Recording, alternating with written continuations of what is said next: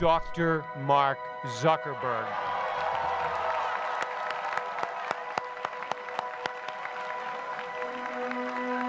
You know, today, our society spends more than 50 times as much treating people who are sick as we invest in finding cures so people don't get sick in the first place. It makes no sense. We can fix this. Mark Zuckerberg n'est pas uniquement le controversé détenteur de Facebook, WhatsApp et Instagram. Avec sa femme, la pédiatre Priscilla Chan, le magnat des réseaux sociaux a créé une fondation destinée à révolutionner le domaine de la santé. Sur la chaîne américaine CBS, Madame Zuckerberg dévoile sa vision extrême pour l'avenir de la médecine. Les objectifs de la Fondation sont ambitieux, s'attaquer à la santé mondiale et tenter de guérir et d'éliminer toutes les maladies d'ici la fin du siècle. Vous voulez éliminer toutes les maladies? Oui. Il y a 80 ans, la pénicilline n'existait pas. Le progrès n'est pas linéaire. Le microscope a changé le monde. La possibilité de séquencer l'ADN a changé le monde. Notre fondation ne dirige pas les recherches. Elle donne aux scientifiques les moyens d'être à l'avant-garde et de faire ces découvertes. Le très ambitieux couple Zuckerberg finance déjà l'hôpital public de San Francisco qui porte leur nom. Mais ils ne sont pas les seuls. Google, Amazon et Apple sont eux aussi en train de bouleverser le secteur de la santé. À grand renfort de technologie et grâce à leurs moyens financiers quasiment illimités, ces géants du numérique investissent depuis plusieurs années dans l'univers de la médecine. Jusqu'où iront leurs ambitions? Finiront-ils par guérir toutes les maladies et nous offrir un monde idéal?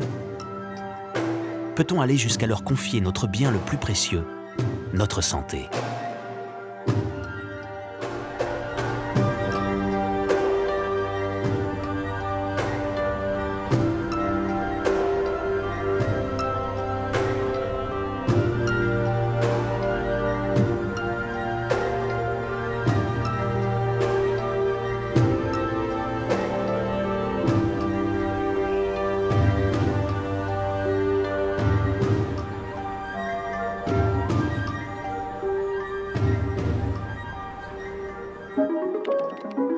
Il y a encore peu de temps, Google n'était qu'un moteur de recherche.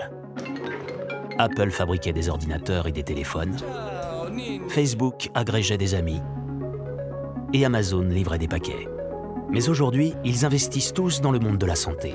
À commencer par Google qui nous connaît particulièrement bien, car consulter son moteur de recherche est devenu notre premier réflexe quand nous avons un problème médical. Levez la main si vous êtes allé sur Google au cours des 60 derniers jours pour faire une recherche sur un médicament, un symptôme, un diagnostic. 80% des gens, avant d'aller aux urgences, font une recherche Google dans les 24 heures qui précèdent. Google est ainsi devenu une sorte d'encyclopédie médicale 2.0 qui nous libère de nos angoisses dès que nous avons la moindre question sur notre santé. De son côté, Apple développe des objets connectés pour surveiller notre corps au quotidien. Rythme cardiaque, pression artérielle, nombre de pas effectués, taux d'oxygène dans le sang, etc. Tim Cook, le président d'Apple, livre les ambitions grandioses de sa firme aux journalistes stars de la chaîne CNBC. As we've gotten into healthcare more and more through the watch and through other things that we've created and putting your medical records on the iPhone, this is a huge deal. If you zoom out into the future and you look back and you ask the question, what was Apple's greatest contribution to mankind? It will be about health. Apple se donne donc carrément pour mission de protéger le genre humain. De son côté, Amazon a racheté une entreprise appelée PillPack, sorte de pharmacie en ligne qui vous envoie vos médicaments dans un pilulier personnalisé. Does your pharmacy do that? PillPack, an Amazon company. L'aide domestique Alexa, créée par Amazon, peut aussi vous rappeler à quelle heure prendre vos médicaments et, si nécessaire, vous met directement en contact avec un médecin. Hi, Valia. I'm Dr. Potter. How are you feeling tonight? Not so good. I'll send over a prescription right away. Thank you, Dr. Potter. Thank you, Dr. Potter. Pour des millions d'Américains, faire face aux dépenses médicales est un défi quotidien. La médecine est majoritairement privée, avec des tarifs exorbitants. Les populations les plus vulnérables n'ont pratiquement pas accès aux soins. Face à ces situations, que proposent les GAFA? Une santé gratuite pour tout le monde? Peu probable, ils ne sont ni mécènes ni altruistes. Les entreprises de la Silicon Valley ont eu tellement de succès en disruptant d'autres industries qu'aujourd'hui, certains entrepreneurs qui ont gagné beaucoup d'argent et ont eu beaucoup de succès se disent « Nous devons appliquer ce mode de pensée audacieux à ce système de santé défaillant qui a besoin d'innovation. » Depuis la pandémie de Covid-19, les GAFA sont sortis au grand jour. Mais derrière leur beau discours, que proposent-ils réellement? Les GAFA sont là pour gagner de l'argent, ce n'est pas sujet à controverse. C'est un fait. Ce qui les intéresse surtout, c'est le profit, parce que la santé représente beaucoup d'argent. Mais je m'interroge, quelles sont leurs véritables compétences? Quelles sont leurs références dans ce domaine? Apple ou Google ou d'autres ont plus d'informations santé des Français que notre propre système de santé en France. La domination des GAFA tient aujourd'hui en un mot: le cloud. Ce nuage métaphorique est un espace de stockage qui nous permet de conserver et consulter à distance toute notre activité en ligne. Grâce à une puissance de calcul inégalée et à Internet, les géants du web assimilent en permanence nos informations, données de santé incluses. Aujourd'hui, la guerre des GAFA, elle est autour des clouds. Pourquoi est-ce que des données vont plutôt être hébergées sur Google Cloud, sur Azure de Microsoft, sur AWS? Ils se battent toutes en ayant des outils d'analytics un peu différents, des prix un peu compétitifs, en étant très proches des startups pour les aider. Mais clairement, la guerre des clouds, c'est vraiment la guerre qui va régir le domaine de la santé dans le futur, et il n'y aura pas forcément beaucoup de vainqueurs. Mais l'univers de la santé n'est pas réservé aux géants de la tech. Ces dernières années, une galaxie de start-up s'est développée dans le domaine médical, notamment en Europe.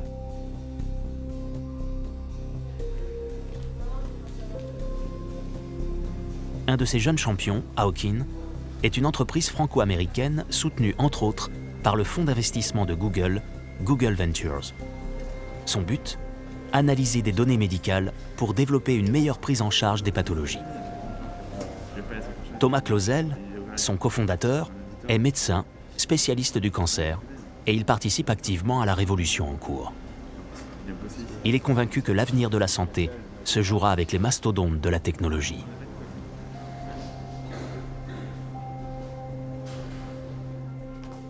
Aujourd'hui, toute l'économie de la medtech, la médecine et la technologie, s'articule autour des data en anglais et ce qu'on appelle les données médicales en français. Les données médicales, c'est tout ce qui est produit à partir d'une analyse du corps humain. Ça peut être un scanner pulmonaire ou une prise de sang ou un test génomique. Et donc ces données médicales, c'est en fait le nerf de la guerre. C'est le nouveau pétrole d'aujourd'hui, parce que ça a probablement autant de valeur, sinon plus.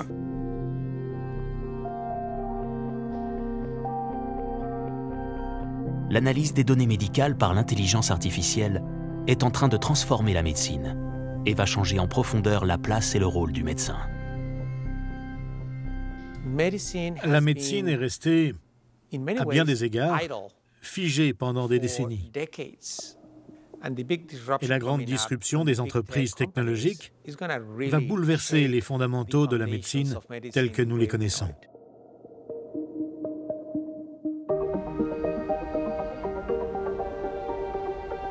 Le docteur Lopez Jiménez travaille au sein de la clinique Mayo à Rochester aux États-Unis, considérée comme le meilleur hôpital au monde. Nichée au milieu des prairies américaines, la clinique Mayo a été fondée à partir d'une collaboration originale entre deux frères médecins et les religieuses du couvent local. L'alliance de leur savoir-faire et d'une vision éthique au service des malades a fait naître une ville entièrement consacrée à la médecine. Dès le début, les frères Mayo adoptent les pratiques des médecins du monde entier. Ils voyagent partout dans le monde pour apprendre des techniques, acquérir des compétences et les rapporter à la clinique pour s'améliorer.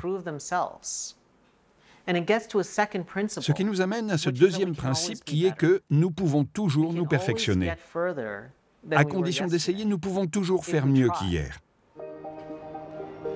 Cette institution à but non lucratif est devenue le modèle à suivre. La clinique veut conserver son éthique humaniste tout en étant à la pointe de la révolution numérique. Pour cela, Mayo a besoin de gérer et d'analyser le faramineux stock de données médicales qu'elle a accumulé depuis sa création. Un patrimoine rare et précieux. Il y a tellement de données qu'elles ne sont tout simplement pas exploitables ou compréhensibles, intelligibles sans aide. Google fait la une ce matin avec l'annonce d'un partenariat prestigieux. Google Cloud va désormais sécuriser, stocker et gérer les données de la Mayo Clinic. Dans un entretien exclusif, j'ai demandé à Thomas Kurian, PDG de Google Cloud, comment ce partenariat allait renforcer sa position face à ses grands rivaux Amazon et Microsoft. Ce sont des entreprises formidables, mais nous avons un ensemble d'atouts uniques. Nous disposons de la meilleure plateforme de traitement et d'analyse de l'information au monde. Nous avons un avantage matériel dans la façon dont les algorithmes d'IA sont développés à partir des données.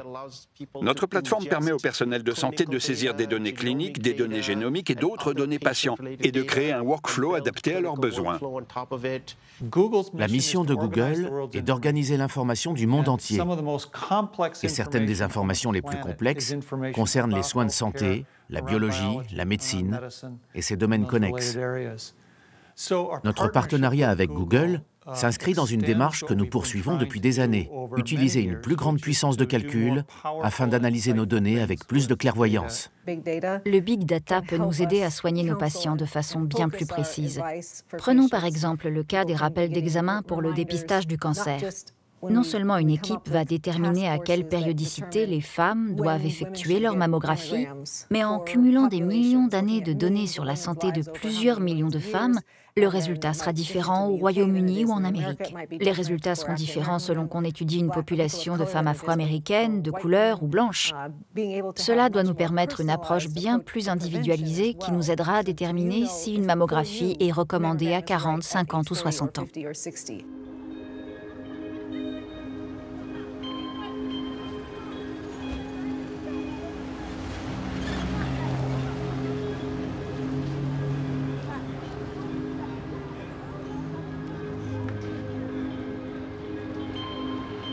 Dès 2014, pour asseoir sa domination dans le domaine de l'intelligence artificielle, Google a racheté la société britannique DeepMind. Ensemble, ils ont créé l'événement en inventant un algorithme capable de battre les meilleurs joueurs de Go. Depuis, leurs équipes se sont attaquées aux diagnostics médicaux, dans le but cette fois de rivaliser avec les plus grands médecins et chercheurs. Ken Hughes coordonne leurs travaux avec les équipes d'hôpitaux prestigieux à Londres et aux États-Unis.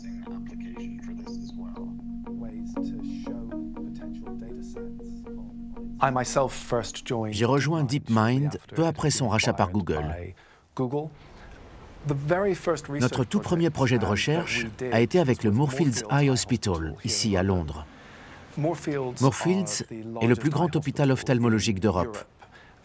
On y soigne un très grand nombre de patients atteints de pathologies oculaires pouvant provoquer une perte partielle ou totale de la vision. Le docteur Pierce Keane, de Moorfields, est venu nous voir il y a quelques années et nous a expliqué qu'il disposait d'un scanner de très haute qualité, appelé scanner OCT, scanner de tomographie par cohérence optique, qui montre la rétine, le fond de l'œil, avec la précision d'un microscope cellulaire. Mais il a expliqué que les experts capables de lire et de poser ces diagnostics à partir de ces scanners prennent beaucoup plus de temps à être formés.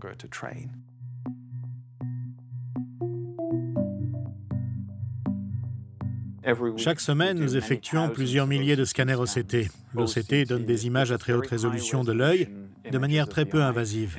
Malheureusement, certains patients doivent attendre longtemps avant de consulter un spécialiste qui peut analyser ces scanners et courent donc des risques de perdre la vue entre-temps. Il nous a donc mis au défi de produire un algorithme qui permettrait d'identifier les patients dont le scanner présentait des caractéristiques suggérant une pathologie oculaire pouvant provoquer une perte de vision. Avec un scanner OCT, un algorithme d'apprentissage automatique pourra déterminer s'il s'agit d'un problème urgent ou d'un problème pas si urgent que ça. Le bénéfice potentiel pour les patients est immense. Cet outil nous permettra de détecter beaucoup plus tôt les pathologies qui rendent aveugles, ce qui, selon moi, nous permettra d'intervenir et de traiter ces patients beaucoup plus tôt. Avec sa capacité à découvrir une myriade de symptômes que les médecins ont longtemps ignorés, Google va-t-il progressivement les remplacer? Pourquoi c'est magique? On a pris une stagiaire de Google. Ces gens sont super intelligents. La stagiaire de Google arrive et nous lui enseignons le machine learning. Parmi les données à tester, il y a des images de la rétine. Et on lui dit, fais le test sur des variables qui n'ont aucun rapport pour comprendre comment ça fonctionne. Elle revient et nous explique, la machine prédit le sexe de l'individu dans 75% des cas, qu'il s'agisse d'un homme ou d'une femme. On lui répond, tu as dû te tromper, recommence. Il n'y a pas de différence entre l'œil d'un homme et celui d'une femme. Elle revient, elle ne s'était pas trompée. Maintenant, c'est à 90%. Quelles autres informations avons-nous trouvées dans l'œil? On a trouvé les antécédents de tabagisme. Nous pouvons prédire votre âge, votre hémoglobine A1C, votre tension artérielle, votre sexe. Cela a ouvert la voie à un nouveau domaine de recherche que les experts ont appelé oculomix, où l'œil est utilisé comme une fenêtre sur la santé d'un patient dans son ensemble. L'œil montrerait les signes précoces d'un diabète, d'une maladie cardiaque en train de se développer, ou même ceux d'un risque accru d'AVC ou d'Alzheimer. En traitant d'immenses quantités d'informations médicales, l'intelligence artificielle est capable de grandes avancées dans la santé. Or, pour continuer à progresser, elle exige d'être constamment alimentée en nouvelles données médicales. Mais à qui appartiennent ces précieuses données? Alors, quel est le problème des données médicales? Le problème, c'est à qui ça appartient. Si je fais un scanner pulmonaire à la Pitié-Salpêtrière à Paris, est-ce que ça appartient à l'hôpital public, qui est subventionné par le gouvernement français et par les impôts, ou est-ce que ça appartient à moi-même? Parce que finalement, c'est mon poumon, c'est mon corps, il n'y a pas de raison que ça appartienne à quelqu'un d'autre. Et aujourd'hui, en fait, le problème, c'est à qui appartiennent ces données-là. Donc en fait, aux États-Unis, il y a une data économie, une économie de données, un marché de données, où les données ont le droit d'être extraites des hôpitaux et vendues. Et ce sont les médecins et leurs patients, pourtant les plus concernés, qui subissent les effets secondaires de ce marché à la régulation approximative. Rien n'oblige à les informer que leurs données extrêmement sensibles passent de main en main, ou plutôt de cloud en cloud. Une absence de protection qui fait froid dans le dos. Qui aimerait que son cancer, sa dépression ou son diabète puissent un jour se retrouver à portée de clic de son employeur, de son banquier ou de ses contacts sur les applications de rencontres? Le journal télévisé CBS révèle justement un scandale qui serait passé inaperçu sans le courage d'un employé de Google. Un lanceur d'alerte affirme qu'il était impératif de révéler que Google recueille les dossiers médicaux d'environ 50 millions d'Américains sans les en informer ou prévenir leurs médecins. Il tire la sonnette d'alarme, affirmant que le projet Nightingale présente notamment un risque de sécurité lié au fait de placer des données médicales dans le cloud. Dans le cadre de ce projet, Google a obtenu des millions de dossiers médicaux d'Ascension, un prestataire de soins, et les a téléchargés sur Google Cloud. Google utiliserait ces informations pour améliorer les soins de santé et réduire les coûts médicaux dans le respect des normes de confidentialité et de sécurité. Dans les pays qui échangent et vendent les données médicales, ils le font sous un prétexte, qui est le prétexte de l'anonymisation. Pourquoi je dis que c'est un prétexte? Parce que l'anonymisation n'existe pas. Et ça, c'est notamment plus vrai aux États-Unis, parce qu'aux États-Unis, il y a un phénomène qui a vraiment changé le monde de la donnée médicale, c'est ce qu'on appelle les tests de généalogie.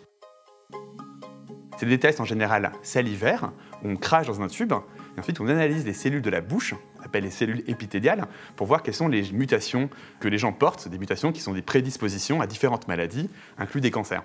Mais pourquoi c'est important? Parce qu'on peut accepter que ces données, ces résultats sont en partie publics. Et du coup, si on a un test après avoir un cancer, et on a un test génomique, c'est-à-dire qu'on analyse l'ADN de la tumeur et de la personne qui porte ce cancer, on peut les croiser avec ces bases de données génomiques publiques, issues de ces tests de généalogie. Et du coup, on peut se dire que n'importe quel test qui contient des données génomiques ne peut plus être anonyme. Donc c'est pas possible. Donc je pense qu'il faut arrêter de parler d'anonymisation, parce que c'est juste impossible. Aujourd'hui, ça reste un prétexte et pas une réalité.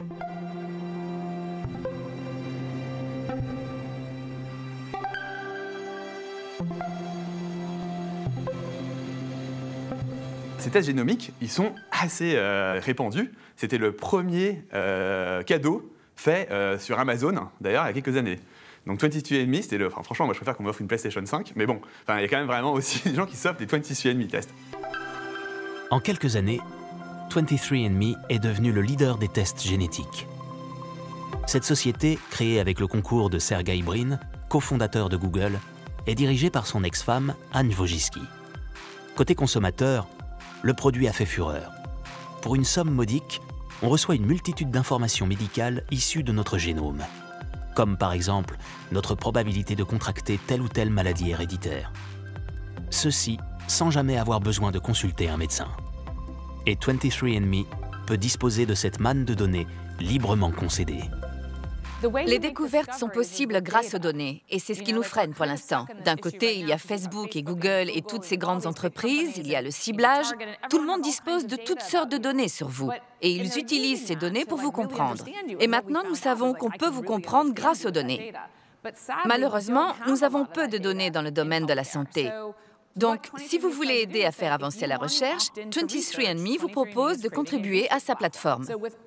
Avec les informations de nos 10 millions de clients et toute l'information autodéclarée, on progresse énormément dans la recherche pharmaceutique. Et la meilleure façon d'aider mes clients à profiter du génome humain est de trouver un remède de façon préventive. Jusqu'à maintenant, la recherche de nouveaux traitements est le domaine réservé des grands groupes pharmaceutiques. En possédant une quantité pharaonique de données médicales, les GAFA deviennent à leur tour de sérieux concurrents pour les labos. Les GAFA, c'est probablement la pharma de demain, l'industrie pharmaceutique de demain. Si on veut faire des essais cliniques avec 20 000, 30 000 personnes, qui mieux que Google va pouvoir faire ça, qui aura les bonnes données pour recruter les patients. Il faut voir que Google, par exemple, a un projet qui s'appelle Verily, qui est une structure à l'intérieur de Google, qui crée en fait un registre mondial de données de santé, qui s'appelle Baseline, pour pouvoir, dans le futur, permettre aux industries pharmaceutiques, mais aussi à Google même, de trouver les bons patients avec les bons critères. Et à la fin, si on veut faire une étude avec des dizaines de milliers de patients, Google aura les bonnes données personnelles pour pouvoir faire ça. Le monde médical s'occupe essentiellement de patients malades et n'a que peu de données sur la population dite bien portante. En récoltant et en croisant des données sur ces deux grands ensembles, les GAFA auront une vision de notre santé que personne n'a jamais eue avant eux. Une forme d'omniscience que certains tentent de limiter. Il faut voir que l'Europe, c'est vraiment une limite aujourd'hui, une claire limite sur la carte pour tous les GAFA et toutes les sociétés de data américaines. Elles ont toutes envie de venir en Europe. Pourquoi il faut venir en Europe? Parce que si on veut faire une étude clinique, il faut aussi des données européennes si on veut que ce soit accepté par les autorités européennes. Ensuite, si on veut faire de l'intelligence artificielle qui puisse aussi se globaliser sur des données européennes et même asiatiques dans le futur, il faut entraîner ces modèles aussi sur des données européennes et tout ça. Donc en fait, aujourd'hui, ces boîtes qui sont quand même des boîtes américaines, si elles veulent devenir globales, elles doivent avoir accès aux données européennes. Les entreprises de la Silicon Valley, lorsqu'elles arriveront en Europe avec leurs innovations, devront nécessairement négocier avec les gouvernements. Ce n'est pas le cas aux États-Unis, puisque 60% du marché de la santé appartient au secteur privé. Ces entreprises sont donc habituées à opérer dans une économie de marché. Les entreprises de la Silicon Valley, qui ont jeté leur dévolu sur le secteur de la santé, seront confrontées à une réalité complètement différente lorsqu'elles s'implanteront en Europe. Il y aura inévitablement des tensions à cause des innovations, du cloud et des dossiers médicaux électroniques d'un côté, et de l'impératif de maintenir les informations confidentielles des patients de l'autre.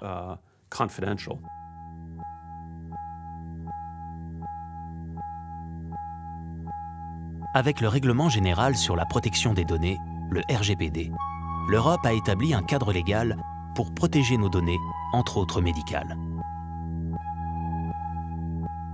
Au printemps 2020, quand le Covid a frappé, la plupart de nos gouvernements se sont rendus compte qu'il leur manquait des moyens technologiques pour contenir la pandémie.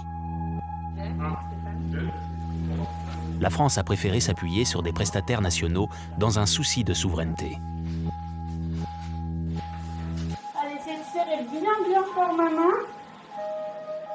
Mais une bonne partie des pays européens a cédé la gestion de ces précieuses données médicales aux GAFA, la Grande-Bretagne en tête.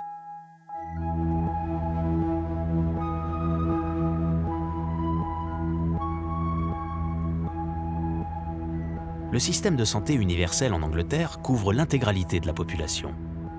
tout citoyen britannique a libre accès aux soins dispensés par le Service national de santé, le fameux NHS, qui est directement financé par les impôts. De ce fait, la Grande-Bretagne dispose d'une banque de données médicales parmi les plus convoitées au monde. Les gouvernements britanniques successifs ont été tentés de la monétiser.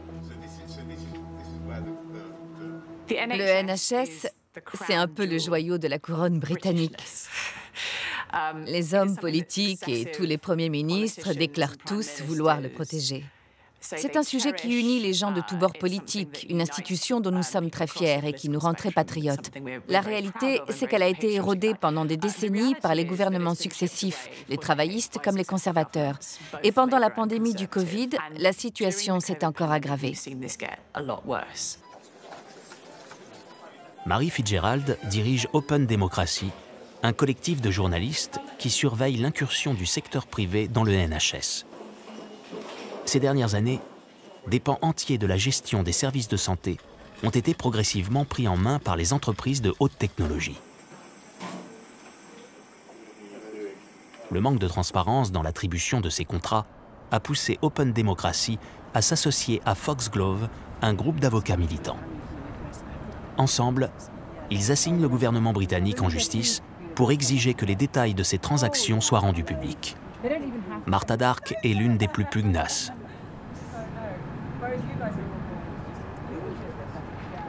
Avec Open Democracy, nous avons travaillé sur la mise en place par le gouvernement du service appelé le Data Store Covid-19, une source unique d'informations vérifiées à disposition des décideurs politiques sur tout ce qui concernait le Covid-19. L'application Covid-19 du NHS est un élément essentiel de la lutte contre le coronavirus. Grâce à la technologie de préservation de la confidentialité d'Apple et de Google, l'application nous aidera à vivre en toute sécurité en vous protégeant, vous et les autres. Notre préoccupation n'était pas nécessairement l'existence du Data Store en tant que tel, mais le rôle prépondérant de grandes entreprises technologiques dans sa mise en place, Palantir, Amazon Web Services, Microsoft, Google. Par ailleurs, l'implication de ces sociétés n'était pas du tout transparente.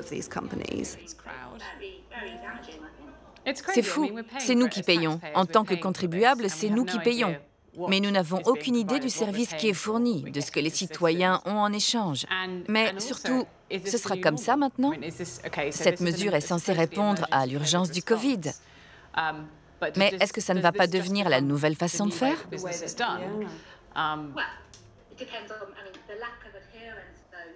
Caroline Molloy est une journaliste d'investigation spécialisée dans la santé.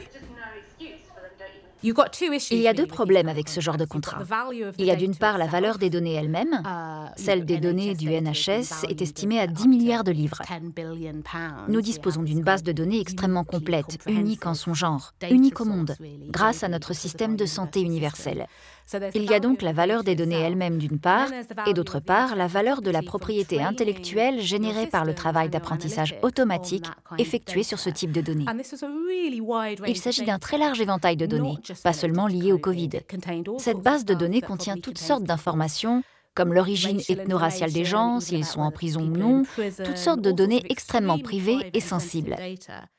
Nous avons notamment été alertés par une information selon laquelle Palantir, une grande entreprise technologique américaine controversée et fondée par le milliardaire Peter Thiel, un partisan de Trump, avait accepté le marché en échange du montant symbolique d'une livre sterling. Tout le monde s'est demandé qu'est-ce que Palantir va obtenir en échange? Quel est l'objectif à long terme? Qu'est-ce qu'ils ont à y gagner? Peut-être qu'ils font simplement ça par bonne conscience citoyenne. Quoi qu'il en soit, ils ont accepté ce contrat pour une livre symbolique. Depuis, le contrat a été prolongé et ils sont payés 1 million de livres pour la deuxième phase, ce qui reste une bagatelle pour ce genre de contrat. Palantir se présente comme une entreprise fournissant des logiciels spécialisés dans le big data. Mais concrètement, ces logiciels ont surtout servi à traquer les terroristes, les immigrés clandestins et les criminels pour le compte de la police et de l'armée américaine. En matière d'ingénierie liberticide, son seul concurrent est l'État chinois. Le nom Palantir est une référence au cristal indestructible du Seigneur des Anneaux, le livre de Tolkien. Les qualités omniscientes de cette boule de cristal permettent aux hobbits de contrôler leur territoire, appelé la Comté. What is Palantir's mission? Save the Shire. Save the Shire. Save the Shire. Palantir's mission is solving the world's most important problems for the most important institutions. La mission principale de notre entreprise a toujours été de faire en sorte que l'Occident et l'Amérique en particulier soient les plus forts du monde, au nom de la paix et de la prospérité mondiale. Est-il naturel qu'une entreprise liée à la surveillance s'intéresse à notre santé? La guerre fait-elle progresser la médecine? Un grand nombre d'avancées majeures ont été initiées par la recherche militaire. Une population doit être bien portante pour résister ou guerroyer. Et loin de toute polémique, c'est vital pour le maintien de nos sociétés. Dans son interview avec la chaîne CNBC, le PDG de Palantir parle sans retenue. C'est le pays avec l'intelligence artificielle la plus puissante qui décidera les règles. Palantir, protecting the protector since 2004. Si vous dites aux gens, voici Palantir, une société impliquée dans des programmes de contre-insurrection en Irak et en Afghanistan et qui a géré les expulsions des migrants aux États-Unis. Pensez-vous qu'elle doit fournir ses services pour la gestion des données du NHS? Je pense que la majorité des Anglais diraient non. Palantir aurait également cherché à protéger les Français de la pandémie.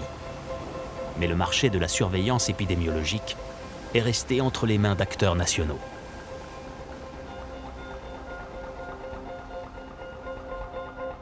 Ancienne gloire de la technologie à la française, la maquette de la Tour Eiffel trône à Las Vegas. C'est ici qu'a lieu chaque année le CES, le plus grand salon dédié à l'univers numérique. Le gouvernement français y finance une représentation conséquente pour promouvoir les meilleurs acteurs de la French Tech.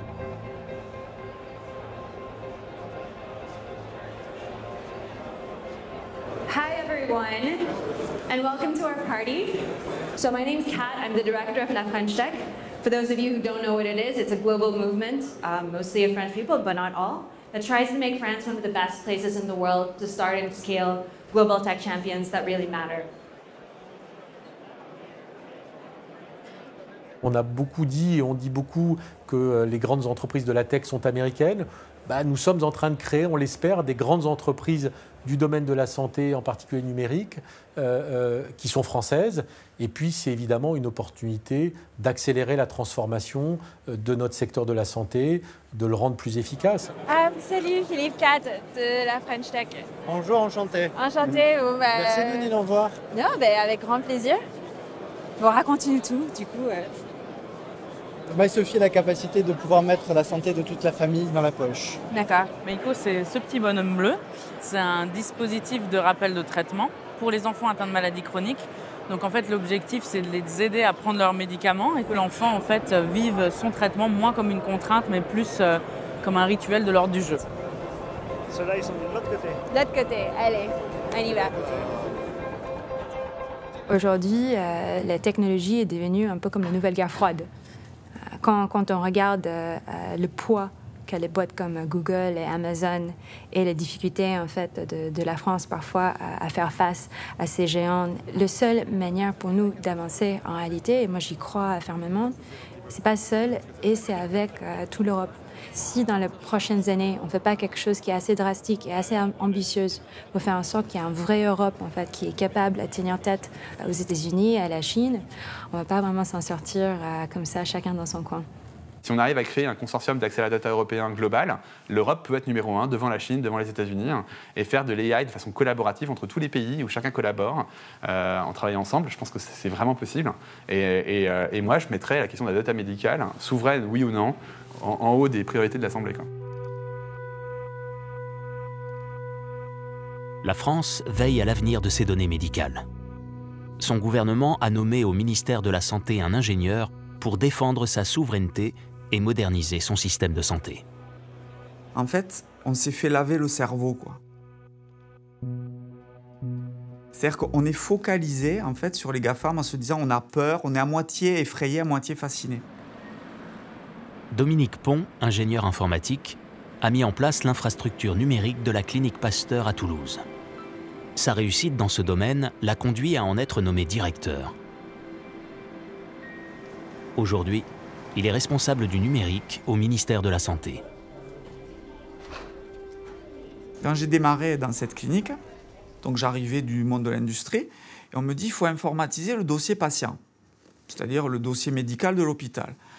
Et on me présente une étude faite par un grand cabinet conseil américain qui dit il n'y a pas le choix, il faut aller acheter un système soit chez IBM, soit chez Bull. Donc moi je dis je ne le sens pas ça. Je ne le sens pas, j'ai envie de faire un peu des petites choses toutes simples avec les gens de terrain, avec les médecins d'ici. On va construire notre propre modèle, notre propre start-up. 3 ans après, en fait, notre système il s'est installé partout en France, humblement, parce qu'il correspondait au terrain, parce qu'il correspondait à une vision très centrée humaine.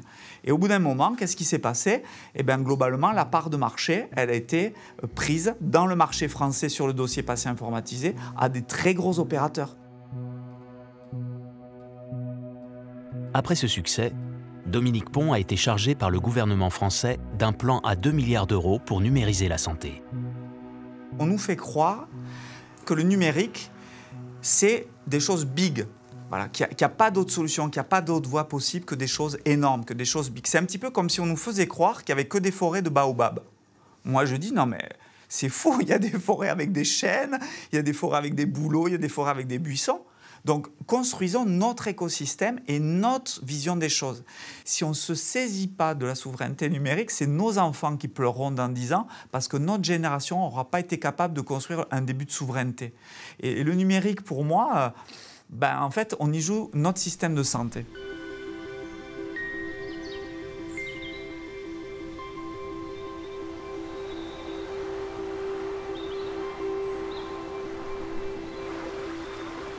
En Allemagne, au cœur de la forêt noire, la vallée de la Kinzig a été pionnière dans la création d'une communauté de santé digitale baptisée Gesundes Kinzigtal. Avec l'accord des patients, toutes les informations pertinentes sont partagées entre les services sociaux et les intervenants de la chaîne de soins. À leur petite échelle, ils ont un temps d'avance sur les ambitions globales des GAFA. Tout d'abord, il y a une réglementation qui encadre le type d'informations que nous pouvons collecter. Cela va du nom, de l'adresse, la date de naissance, jusqu'au diagnostic, les médicaments prescrits, etc.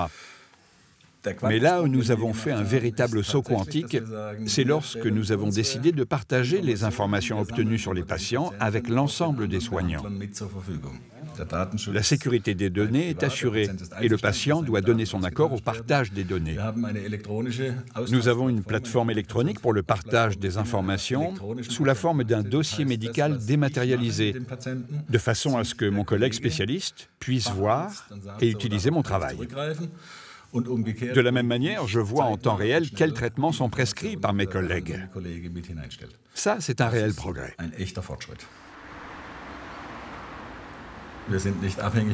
Nous ne dépendons pas d'un système imposé par un opérateur, mais nous choisissons nous-mêmes quelles informations sont nécessaires. Tout n'est pas noté, seulement ce qui est important pour le traitement. Enfin, cela ne demande pas d'investissement financier de la part des médecins pour acquérir un logiciel en particulier ou une technologie particulière. Chacun peut se connecter rapidement et simplement à ce système.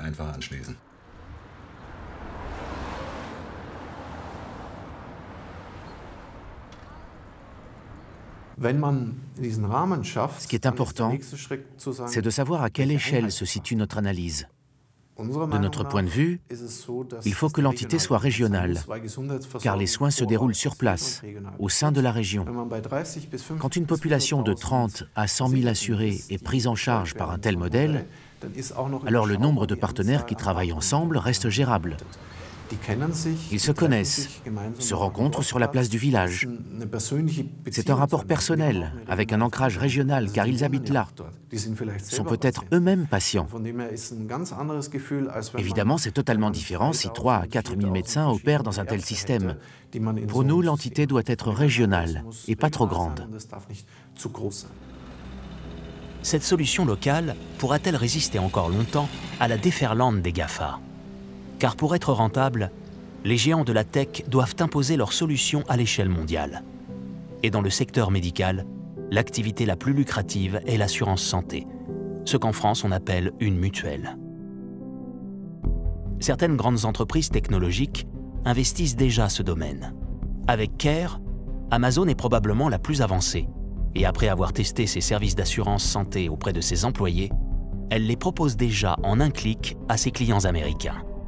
Et bientôt, à ceux du monde entier. Amazon sera probablement le plus grand assureur en santé. Vous donnera accès à tous vos médicaments dans le futur, hein, faut pas croire. Dans le futur, ce sera Amazon qui vous donnera votre petit pilulier, commandé à l'avance, tous les outils qui iront avec, le brassard pour la tension, vous connaîtra parfaitement. Il sait que vous avez commandé aussi trop de sel via vos chips Doritos, et du coup, vous empêchera de les commander directement. Enfin, c'est extraordinaire ce qu'il connaît sur vous, Amazon.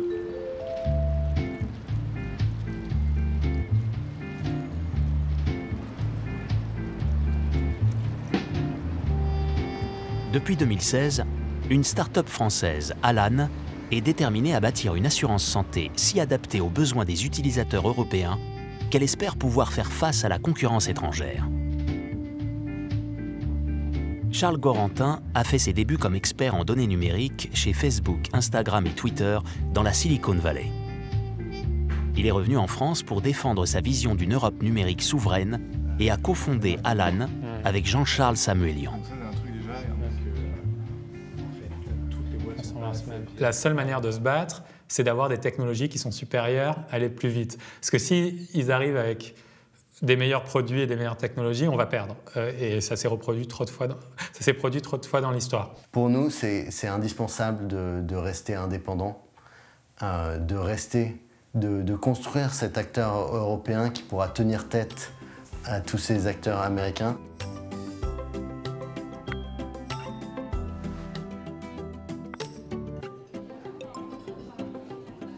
Et du coup, nous, notre enjeu en tant que boîte, c'est d'arriver à faire en sorte que Amazon investisse très bien, mais ce qu'on fait soit 10 fois mieux qu'Amazon, 10 fois mieux que les autres GAFA. Nous, c'est une question de vie ou de mort. Si on n'arrive pas à résoudre ça, Alan n'existera plus. Pour Amazon, c'est qu'une petite partie de leur business. Le deuxième élément, je pense, c'est la compréhension de l'écosystème européen. Il faut avoir grandi dedans, il faut avoir vécu dans ce système. Et il y a des données éthiques et de valeurs qui sont très différentes des États-Unis.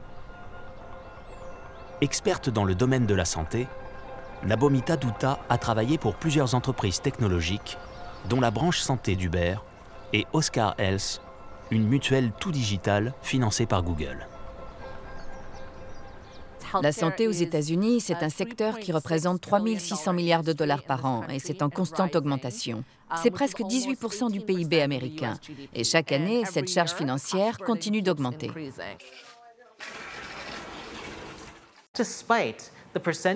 Ces dernières années, malgré le pourcentage du PIB consacré à la santé, c'est la première fois dans l'histoire des États-Unis que l'espérance de vie diminue année après année.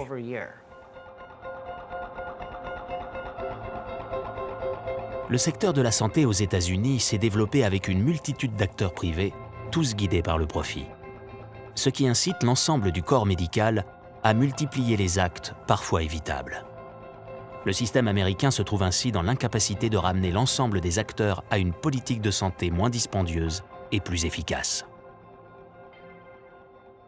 La plupart des systèmes de santé fonctionnent sur le modèle du paiement à l'acte, ce qui signifie que les médecins sont payés en fonction du nombre de procédures qu'ils pratiquent. La conséquence, c'est que les médecins ne sont pas incités à assurer la meilleure issue possible pour votre parcours de soins.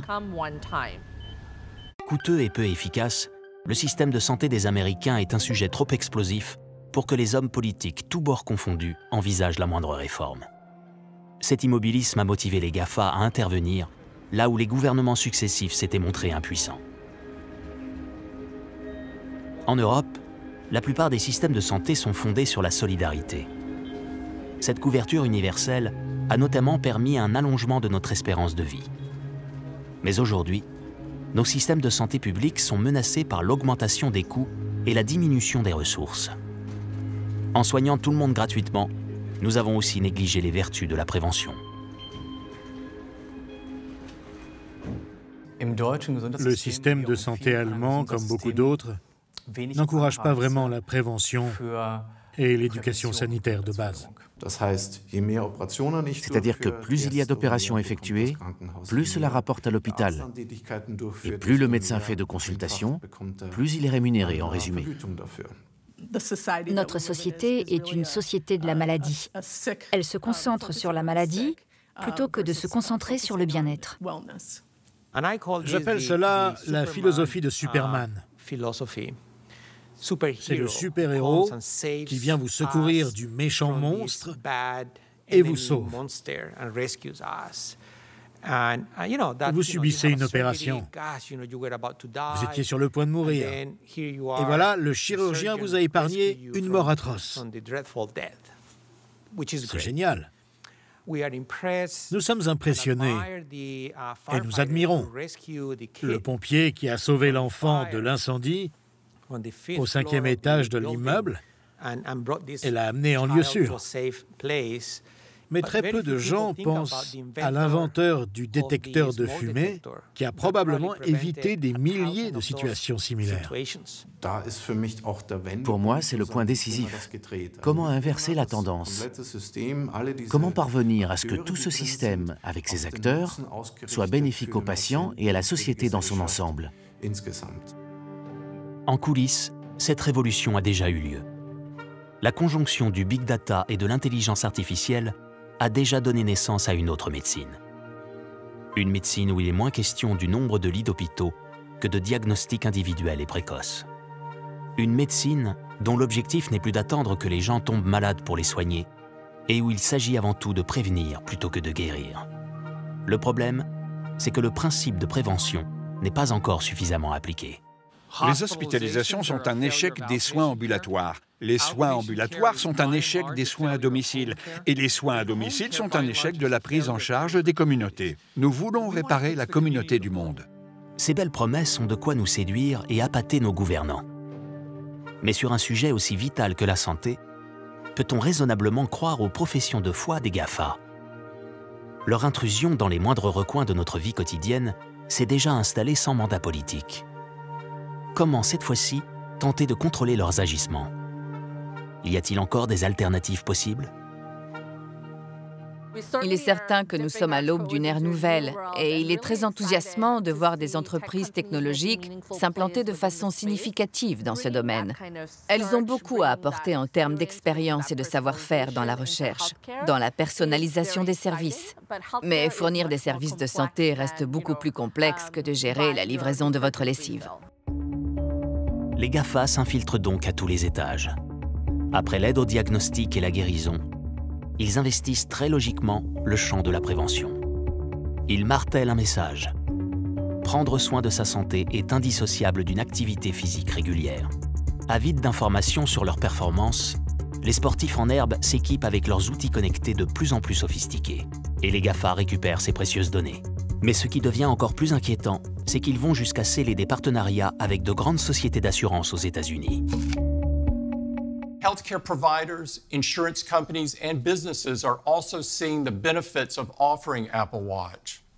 They know it can make a big difference in the lives of their patients, customers, and employees. Bien plus qu'Apple, Amazon et Google en savent un maximum sur nous. Sans surprise, ils proposent eux aussi des bracelets connectés pour réguler nos fonctions vitales et nos comportements quotidiens. Aujourd'hui, certains assureurs, en collaboration avec les GAFA, proposent des récompenses à leurs clients parmi les plus dociles. Mais demain, nous imposeront-ils des contraintes? Today, thousands of customers are enjoying the benefits of life insurance with the John Hancock Vitality Program. They're exercising regularly to earn an Apple Watch and eating well for savings of up to $600 a year at the grocery store. Ce qui est extrêmement important, c'est la confiance. Si on pénalise quelqu'un pour l'utilisation ou la non-utilisation d'un objet connecté, pénaliser par exemple un fumeur parce qu'il a décidé de fumer, on casse la confiance parce que le fumeur ne va plus nous dire qu'il fume parce qu'il n'aura plus intérêt à nous le dire. Nous, on pense que c'est en créant cette confiance, en établissant ce lien entre l'assuré et l'assureur, qu'on va pouvoir offrir les meilleurs outils pour pouvoir lutter contre cette addiction ou bien, complètement différemment, lui permettre d'être en meilleure santé parce que cette personne est libre de choisir son mode de vie. C'est pour ça qu'aussi, nous, on n'a pas du tout lié la prévention à nos primes d'assurance. On voit ça vraiment de deux manières indépendantes. C'est un service qu'on aide pour aider, mais en revanche, On ne le liera jamais à l'argent et aux finances, parce que ça, on trouve que c'est assez grave. Et ce n'est pas parce que quelqu'un ne fait pas 10 000 pas par jour que c'est quelqu'un de mauvais ou qui mériterait de payer plus. Aussi insistant que les messages gouvernementaux et sous couvert de prévention, nos applications nous rappellent sans cesse de manger-bouger. Mais cette carotte technologique est-elle réellement en passe de devenir plus efficace que le bâton du médecin? Beaucoup de gens sont au courant des risques pour leur santé et des moyens de l'améliorer, mais ils ne changent pas pour autant leurs habitudes. Le défi est de savoir quels outils et solutions changeront véritablement les comportements. Il y a eu beaucoup d'outils qui vont de la santé comportementale au programme de bien-être. Par exemple, je vérifie mon nombre de pas, mais pas régulièrement. Comment créer des solutions qui ont un réel impact et produisent les résultats dont nous avons besoin? Tant que nous n'aurons pas développé des programmes qui ont prouvé leur rentabilité et leur efficacité, nous serons bloqués. Il faut en effet essayer de résoudre le problème de la prévention. C'est là où les réseaux sociaux pensent pouvoir intervenir, en utilisant leur savoir acquis grâce à nos données personnelles pour transformer le comportement des consommateurs.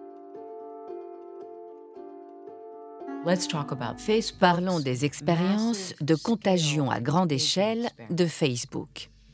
Facebook a testé, en intégrant des indices subliminaux dans ses pages, ce qui pourrait réellement influencer les comportements et les émotions dans la vraie vie. Nous savons maintenant comment manipuler ces indices subliminaux en ligne pour qu'ils aient un impact sur un comportement ou une émotion dans la vraie vie. Nous savons que nous pouvons y arriver. Nous pouvons exercer ce pouvoir, ces méthodes, tout en contournant la conscience des utilisateurs.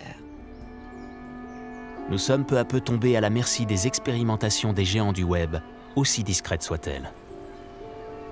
À l'avenir, comment protéger notre libre arbitre face aux assauts de leurs algorithmes? Nos États ont-ils encore la moindre marge de manœuvre? Si le destin de nos démocraties a déjà pu basculer et se jouer sur les réseaux sociaux, quel pourrait être leur impact sur notre santé?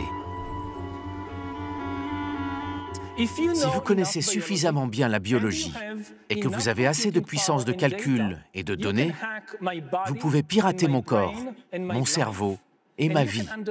Et vous pouvez me comprendre mieux que je ne me comprends moi-même. Un système qui nous comprend mieux que nous ne nous comprenons nous-mêmes peut prédire nos émotions et nos décisions, peut manipuler nos émotions et nos décisions et peut finalement prendre des décisions à notre place. Mais ces techniques, conçues pour engranger des bénéfices sur des milliards d'individus, sont peu démocratiques et sont déployées sans mandat politique. Alors que des alternatives plus humaines existent pour maintenir notre santé et notre bien-être social.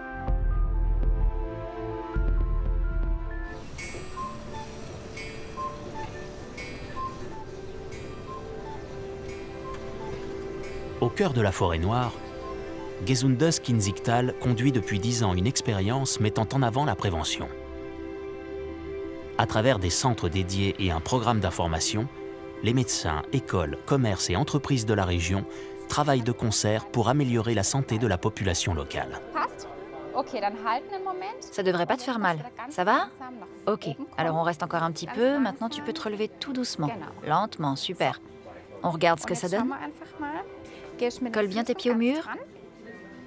Là, c'est bien. Ensuite, tu dois lever les bras en arrière. Ce modèle de santé intégré a démontré ses bienfaits pour les individus et pour la communauté. Exact. Donc c'est tout bon. Je suis responsable des opérations de la santé au sein de Gesundes Kinzigtal. Je m'occupe de 30 entreprises de la région, ce qui représente 4300 employés. Aujourd'hui, à Streit, nous avons organisé une journée de la santé. Nous essayons d'encourager les gens à avoir une meilleure hygiène de vie au sein de l'entreprise. Nous proposons un flex-check, un test de souplesse, un entraînement pour le dos, une mobilisation des pieds et aussi un atelier de cuisine. Oui, environ 20 minutes, il faut que ça gonfle. Ça peut prendre beaucoup de temps. Oui, c'est vrai, mais moi je ne sais jamais si je rentre à la maison, si je reçois des amis, si je dois cuisiner. Les médecins de Gesundes Kinzigtal ont mis en place des programmes de soins préventifs individualisés. Chaque personne au sein de la communauté bénéficie d'un suivi personnalisé. Son activité physique est recentrée et évaluée en s'appuyant notamment sur l'enregistrement des équipements sportifs du programme. Avec notre programme Starkes Herz, qui veut dire cœur fort, nous avons réalisé des économies, car nous avons proposé un programme ciblé aux patients et ainsi évité des hospitalisations. Nous avons observé une baisse effective de 60% des hospitalisations. Alors, comment ça va? Bien. Maintenant, du concret. Vos taux de sucre. Oui. D'abord, il faut que je vous dise un grand bravo, car vous n'êtes plus dans le rouge et vous vous êtes stabilisé. Sur le long terme, les taux sont très bons. C'est un excellent résultat. Vous avez perdu combien? À peu près 13 kilos. 13 kilos? C'est vraiment bien. Vous prenez encore des médicaments? Non, plus aucun. C'est un résultat formidable. Lorsque nous avons fixé les objectifs il y a 6 mois, il était très sceptique. Il a dit « Bon, on peut essayer », mais il n'était pas très convaincu. L'obésité, une pression sanguine élevée, des troubles lipométaboliques, le diabète, au début ça ne fait pas mal, c'est supportable. Je vais bien, ça m'est égal si j'ai 30 kilos de trop. Mais il a vu qu'en appliquant les règles établies avec son médecin, les résultats sont au rendez-vous.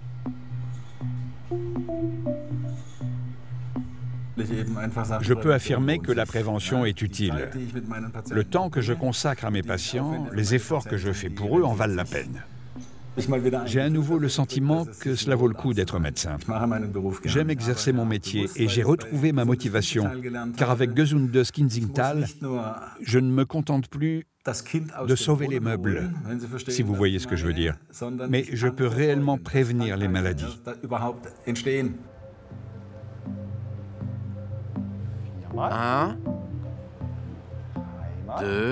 Le modèle Kinzigtal a été soumis dès le départ à un audit externe. Et ces études ont démontré l'amélioration de la situation sanitaire au fil des années. Les gens vivent plus longtemps et sans pour autant être malades plus longtemps. Une série d'indicateurs montre également qu'il y a une baisse des abus thérapeutiques, que les gens sont davantage soignés en ambulatoire, que le niveau de satisfaction des patients est très élevé et que tout en atteignant ces objectifs, les dépenses ont pu être réduites. Je crains qu'il y ait de plus en plus de grands groupes dans le domaine de la santé qui mettent en place un système de gestion à un niveau plus haut que la région. C'est ma crainte. Personnellement, j'espère que mes collègues, pas seulement en Allemagne ou dans la vallée du Kinzigtal, mais aussi au niveau européen et mondial, réfléchissent à ce qu'ils savent faire en tant que bons médecins. Car nous savons travailler en équipe. C'est ainsi que nous sommes formés.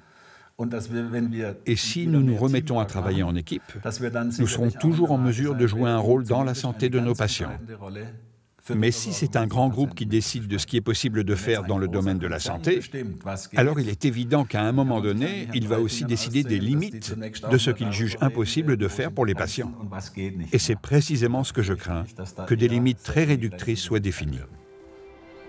Aussi vertueux et efficace soit-il, le modèle humaniste de cette petite vallée allemande paraît bien fragile face à la déferlante d'une médecine ultra-technologique, hyper individualisée et totalement inégalitaire, venue d'une autre vallée en Californie, cette Silicon Valley où on avance vite et on casse les codes.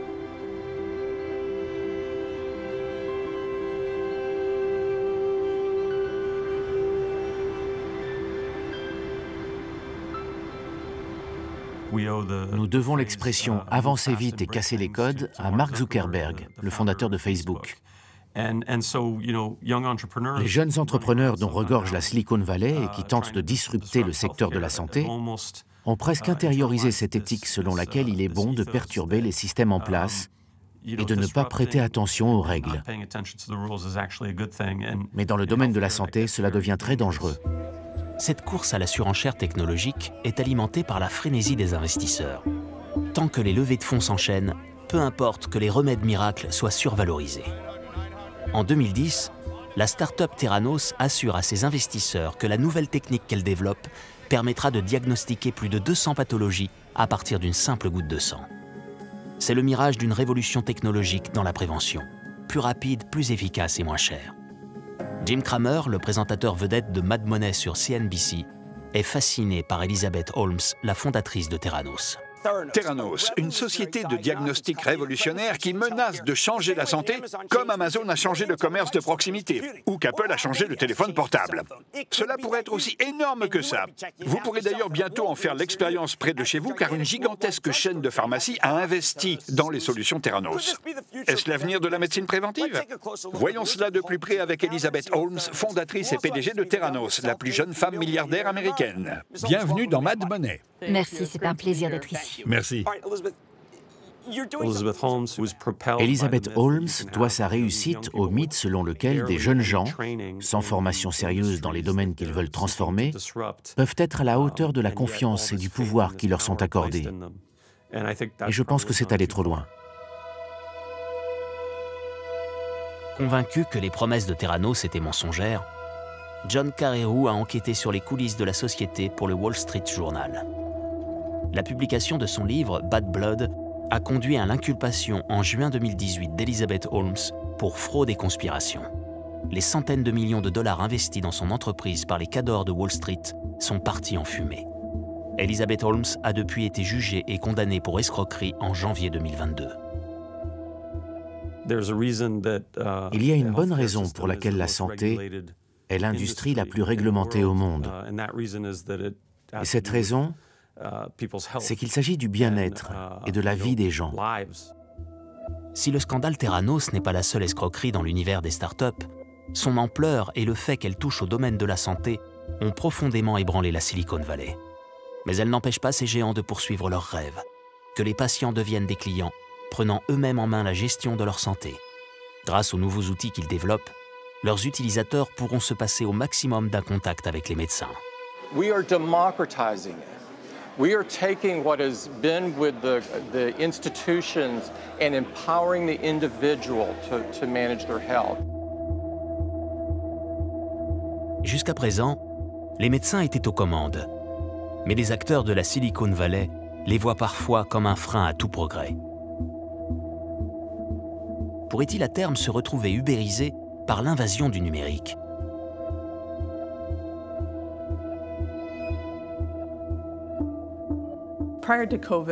Avant le Covid, la télémédecine était utilisée de façon limitée. Les médecins n'étaient pas à l'aise avec cette méthode. Si on demandait aux patients, en revanche, ils étaient très intéressés, mais ne savaient pas si le service était disponible et si c'était couvert par leur assurance. Le Covid-19 a transformé notre façon de penser la prestation médicale et a démystifié la télémédecine, en particulier la consultation médicale à domicile.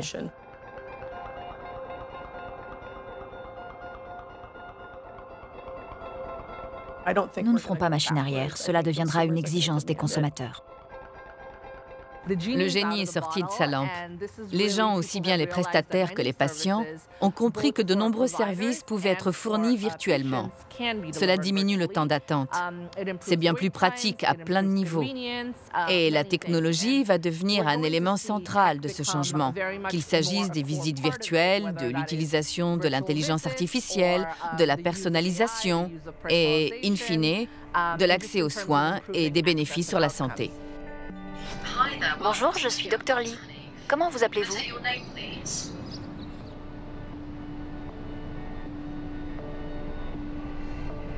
Face à ces nouvelles pratiques, la journaliste d'investigation Caroline Molloy se montre sceptique. Je vis dans une région plutôt rurale, où les hôpitaux et les centres médicaux ont été fermés, et où les gens ont dû aller de plus en plus loin pour se faire soigner. Les réformes semblaient tout aller dans le même sens, rendre l'accès aux soins en personne plus difficile. On nous vantait les alternatives numériques et on nous disait « Peu importe que nous fermions votre clinique, puisque vous pourrez accéder aux services en ligne ». On imagine bien le potentiel phénoménal de Big Data offert par la dématérialisation progressive des services du NHS. Ce qui apparaît clairement en lisant les rapports, les audits de PwC et autres, c'est qu'il s'agit d'une véritable ruée vers l'or. Pour ces entreprises, c'était la partie la plus rentable, peut-être même la plus rentable de toutes les activités de la tech. Comment gagnent-ils de l'argent avec nos services de santé? En siphonnant les secteurs qui sont rentables, en identifiant quels services ils peuvent fournir à qui et en tirant un profit. Est-ce que le reste les intéresse? Est-ce qu'ils s'intéressent aux domaines qui sont coûteux et complexes et qui sont l'essence même de ce que doit être un service public? Non. Pourquoi le serait-il? Comment faire de l'argent avec ça?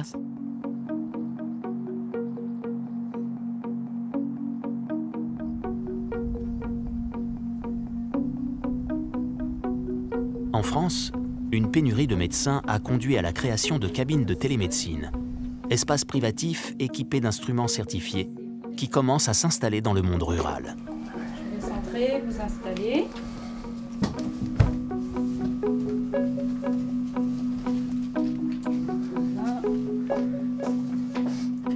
Bonjour et bienvenue.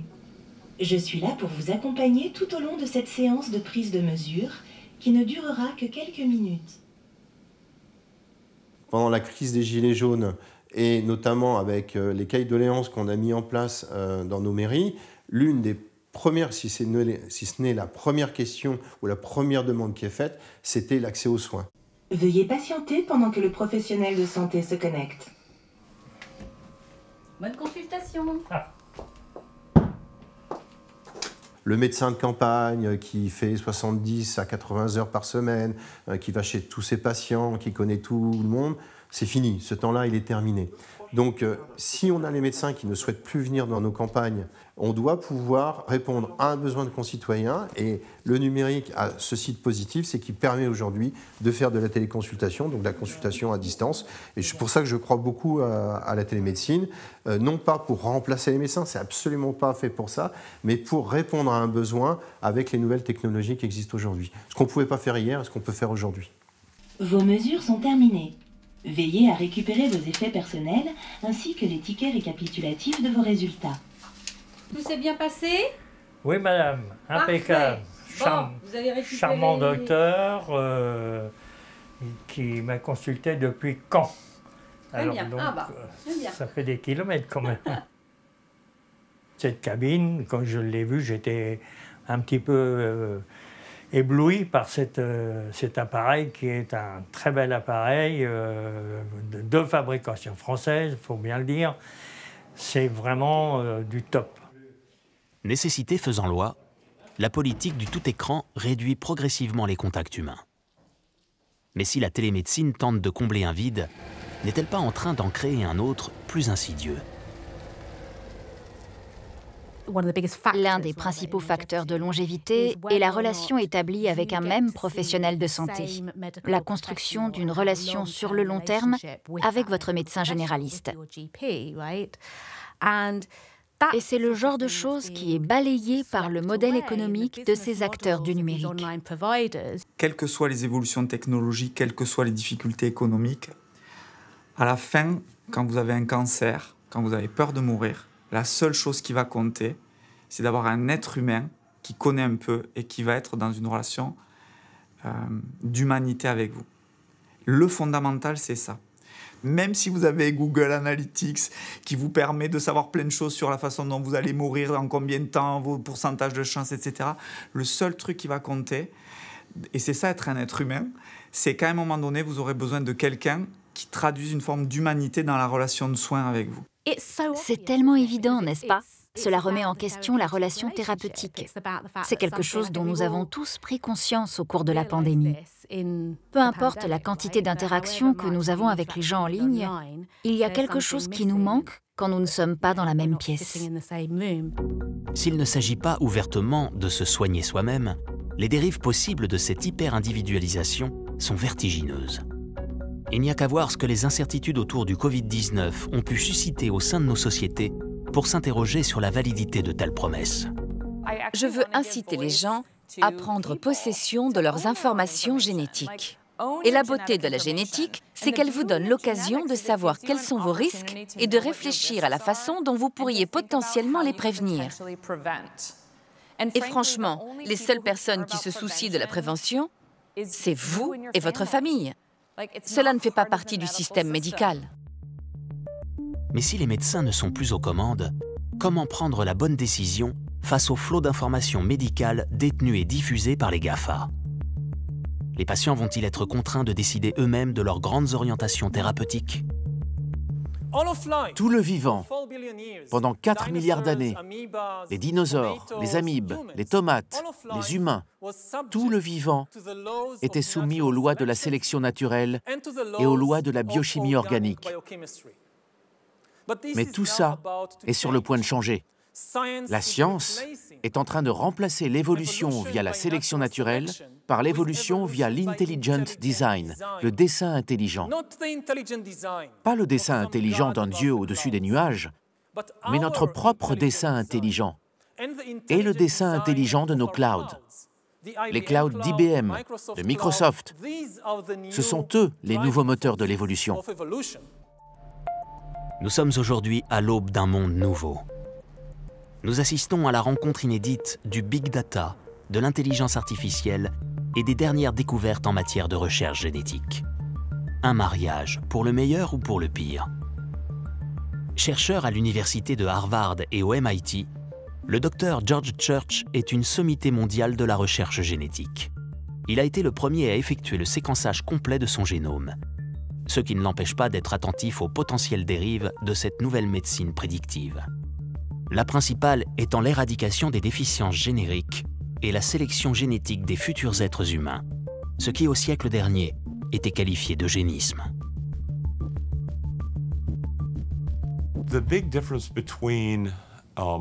La grande différence entre la génétique moderne et l'eugénisme, qui a eu cours entre les années 1920 et les années 1970, au Royaume-Uni, aux États-Unis et malheureusement en Allemagne, pendant une partie de cette période, la grande différence, c'est la coercition. À l'époque, on a forcé les gens à limiter leurs options en utilisant la stérilisation et, dans certains cas, le meurtre de citoyens. Aujourd'hui, il s'agit davantage d'élargir les options. Maintenant, les choix sont faits principalement par les parents lorsqu'ils prennent des décisions pour leur famille. Il s'agit donc de les éduquer afin qu'ils puissent faire un diagnostic prénatal, un diagnostic pour la fécondation in vitro, faire la recherche d'un partenaire sur des critères génétiques. Plus vous agissez tôt, moins c'est médical et moins c'est orienté vers les aspects négatifs. Néanmoins, il faut être prudent sur un aspect que pourrait avoir en commun l'ancien eugénisme et la génétique moderne, le fait que l'humanité pourrait perdre en diversité. Avant la génétique moderne, la science a cherché par d'autres moyens à influer sur l'évolution de l'être humain. Dans l'entre-deux-guerres, le gouvernement britannique a constaté que seul un tiers des hommes étaient aptes à combattre. De gros investissements ont alors été effectués pour étudier la santé de la population. L'industrie pharmaceutique et l'État se sont notamment penchés sur l'hygiène de vie des bien portants dans le but d'améliorer encore leur santé, plutôt que sur celle des malades. À Peckham, au sud de Londres, une fondation pharmaceutique, la Wellcome Trust, a construit avec l'État un centre destiné à étudier les familles de ce quartier.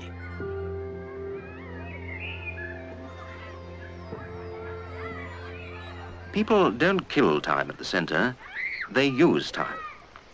They acquire physical and mental health. They can do what they like, when they like, as they like. And in this way, the center becomes a community of families, and not just a mass of individuals.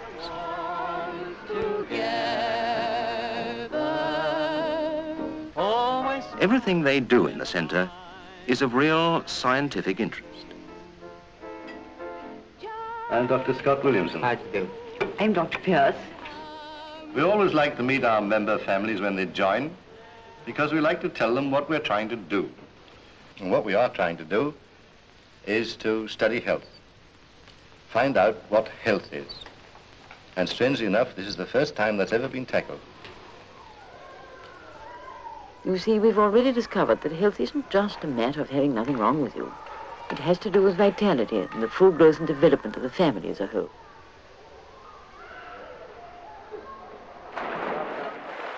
Moins de 20 à 30% des résultats de vos traitements médicaux sont déterminés par des facteurs cliniques. Le reste est environnemental. Avez-vous accès à des aliments nutritifs? Pouvez-vous faire de l'exercice? Avez-vous accès à des services sociaux? Vous sentez-vous isolé? Êtes-vous intégré dans la communauté?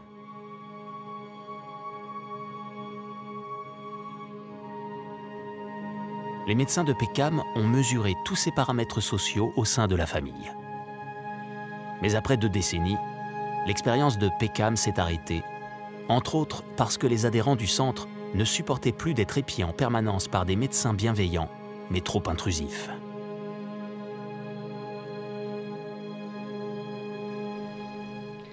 You think a lot what they say, don't you? Yes, I do. Well, I don't, and I think they're cranks. But I'm not going to that place anymore. Can you leave me alone, for goodness sake? Cette révolte des anciens cobayes pourrait-elle finir par devenir la nôtre aujourd'hui face à l'intrusion de la technologie et des GAFA dans notre santé au quotidien? Aujourd'hui, pour des raisons sanitaires, plusieurs pays déploient des algorithmes pour cibler les personnes les plus à risque face au Covid. Nous savons malheureusement, dans le contexte de la pandémie de Covid, que si vous venez d'un milieu pauvre, si vous êtes d'une certaine race ou ethnie, ou si vous êtes âgé et avez des problèmes de santé, vous êtes plus susceptible non seulement d'attraper le virus, mais aussi de succomber à ses effets secondaires les plus graves, ou même de mourir.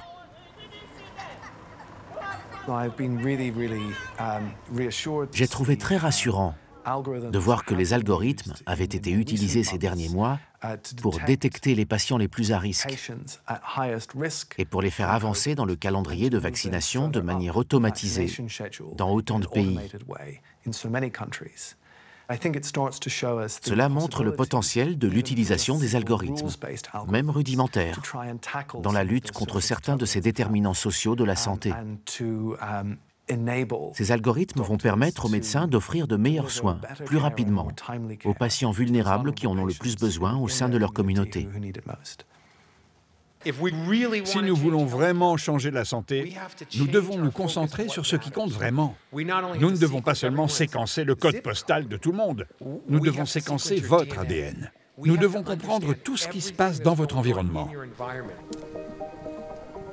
Cette surveillance systématique ne peut aujourd'hui être effectuée que par les GAFA, Facebook en tête. Mais qui donc endossera la responsabilité politique alors que les GAFA encerclent notre santé en devenant d'incontournables prestataires? Nos gouvernements, dépassés par la taille du chantier de la santé, leur ont trop facilement cédé le contrôle. We're partnering with researchers at Carnegie Mellon University to run a widespread survey across Facebook asking people what kind of symptoms they're feeling, whether that's a fever or a cough, shortness of breath, loss of smell, or nothing. But then we're able to work with the researchers to produce an interactive map based on the aggregate data that provides a daily updated county-by-county map of the symptoms that people are experiencing across the country. We're going to start running these surveys not just in the U.S. But internationally. So that's pretty much every country except for a couple like China and North Korea. So this will hopefully give an apples-to-apples sense of comparing across countries on a county-by-county basis in every country. Where there are more needs everywhere around the world. Même si Facebook a démontré qu'il pouvait être un service d'utilité publique, avec autant de pouvoir, on peut s'interroger sur les véritables motivations de Mark Zuckerberg. Allons-nous laisser les algorithmes biaisés par une idéologie incontrôlable prendre en main nos destins individuels et collectifs? Avez-vous des ambitions politiques? Non. Est-ce que Mark a des ambitions politiques? Non, pas pour notre famille. Vous ne pensez pas qu'il se présentera un jour? Ces initiatives ont un impact sur le débat public concernant les politiques publiques. Et à un moment donné, vous êtes suffisamment impliqué pour dire « Je ne peux plus rien faire avec mon argent, je dois faire changer les lois ». Nous soutenons certaines causes, mais nous ne pensons pas être les bonnes personnes, ni que notre expérience et notre voix doivent écraser celle des autres. Ceux qui se sont emparés des algorithmes des machines à sous de Las Vegas et les ont injectés dans nos réseaux sociaux pour nous rendre dépendants se rendent compte de leurs erreurs et veulent rendre la technologie plus humaine. Dans sa conférence TED, l'essayiste Douglas Rushkoff se moque des tentatives des géants du web pour rendre leur machine infernale plus compatible avec les vrais besoins de l'humanité. Mais quand j'entends l'expression « technologie humaine », je pense aux poulets élevés au grand air. Nous sommes aussi humains que possible avec eux, jusqu'à ce que nous les emmenions à l'abattoir. Maintenant, ils vont laisser ces technologies être aussi humaines que possible, tant qu'elles extraient suffisamment de données et fournissent suffisamment d'argent pour satisfaire leurs actionnaires. Pendant ce temps, les actionnaires pensent simplement « j'ai besoin de gagner assez d'argent pour m'isoler du monde que je crée en gagnant de l'argent de cette façon ». Quelques magnats de la Silicon Valley, les plus riches et les plus puissants, sont en train de chercher comment prolonger la vie, au-delà même des normes de l'espérance de vie. On raconte que des géants de la Silicon Valley financent des expérimentations pour préserver l'âme. Le célèbre investisseur en capital risque, Peter Thiel, s'intéresse à des expériences de transfusion sanguine. Le danger, c'est de créer un monde inégalitaire. On se dirige vers un monde où certaines de ces innovations seront disponibles pour les plus riches et puissants, sans régulation, et ne seront pas accessibles au commun des mortels. Je ne sais pas où tout ça nous mène exactement. C'est presque de la science-fiction. Mais nous y sommes déjà.